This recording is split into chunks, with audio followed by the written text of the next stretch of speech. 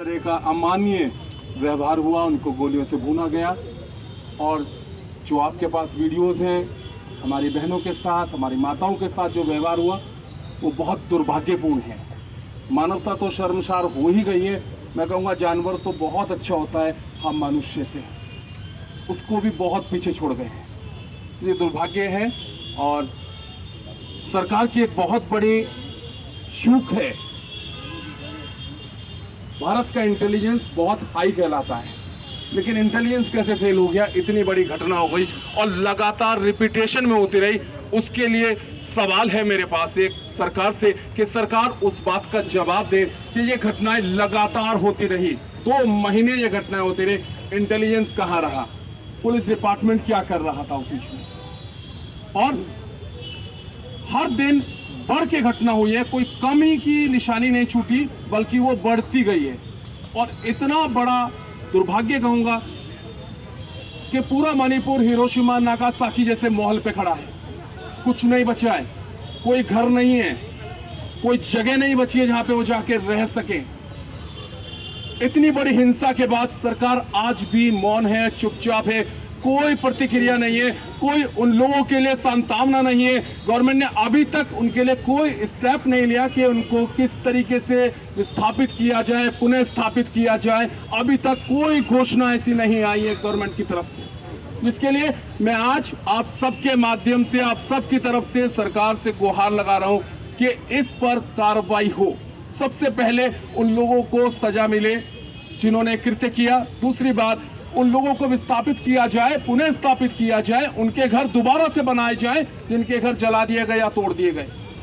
जो लोग शहीद हो गए उनको तो हम वापस नहीं ला सकते, उनके लिए तो हम खेदित हैं कि भारत सरकार के होते हुए, गवर्नमेंट के होते हुए इतना बड़ा कृत्य हुआ, उसके लिए तो हम लोग खेद ही कह सकते हैं और हमारे पास कोई शब्द नहीं है। लेकिन जो हमारी बहनों के साथ हुआ है, दुर्व्यवहार हुआ और एक ऐसा अमानवीय व्यवहार हुआ है, उसके लिए हम बहुत ज्यादा क्रोधित हैं और उस क्रोध को हम अपने शांति मार्च से प्रकट कर चुके हैं।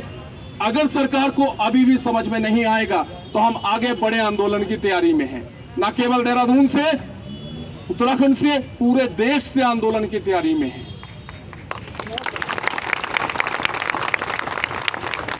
क्योंकि ये कृत्य एक समाज के लिए नहीं बल्कि पूरे देश के लिए कलंक बन गया है।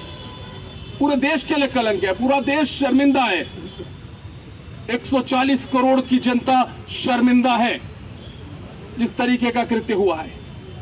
लेकिन सिर्फ ये माइक से पार्लियामेंट के सामने खड़े होकर कहने से पूरा नहीं होगा, उसके लिए आपको स्टेप उठाना होगा। आप पावर में हैं, सब चीजें आपके हाथ में है, आप उस पावर को इस्तेमाल करें ताकि यह कृत्य दोबारा कभी ना हो।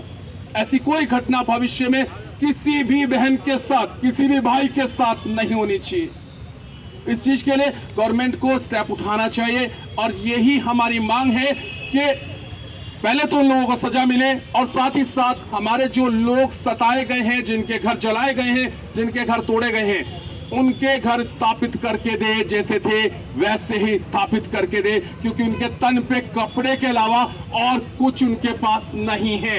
अगर आप थोड़ा सा उन लोगों को सुन रहे होंगे, कुछ बाइट्स उन लोगों की आई हैं, बहुत पेनफुल है। सब कुछ छोड़ के बस भागे हैं गन पॉइंट पे कि हमें भागना है, जान बचानी है। ना 1 रुपया उनकी जेब में है, ना ही कुछ और उनके पास बचा है जिससे वो अपने आप को स्थापित कर सकें, रिबिल्ड कर सकें। कोई काम धंधा करने के लिए भी 4 पैसे चाहिए होते हैं जिससे वो अर्निंग करेंगे तो रोटी खाएंगे। आज आप सबके माध्यम से यही कहना चाहता हूं और एक बार फिर से आप सबका हृदय से धन्यवाद देना चाहता हूं आपके सहयोग के लिए, और ईश्वर आपको इसके लिए आशीष दे, क्योंकि ये हमारा जो आज का प्रोग्राम है ये सिर्फ मानवता के लिए है, मनुष्य के लिए है, क्योंकि परमेश्वर ने कृति को बनाया और मनुष्य ने ही उसको दूषित कर दिया है। हम शर्मसार हैं, लेकिन गवर्नमेंट से क्रोध के साथ आग्रह कर रहे हैं कि ऐसी घटना दोबारा ना हो, इसके लिए स्टेप उठाए जाए।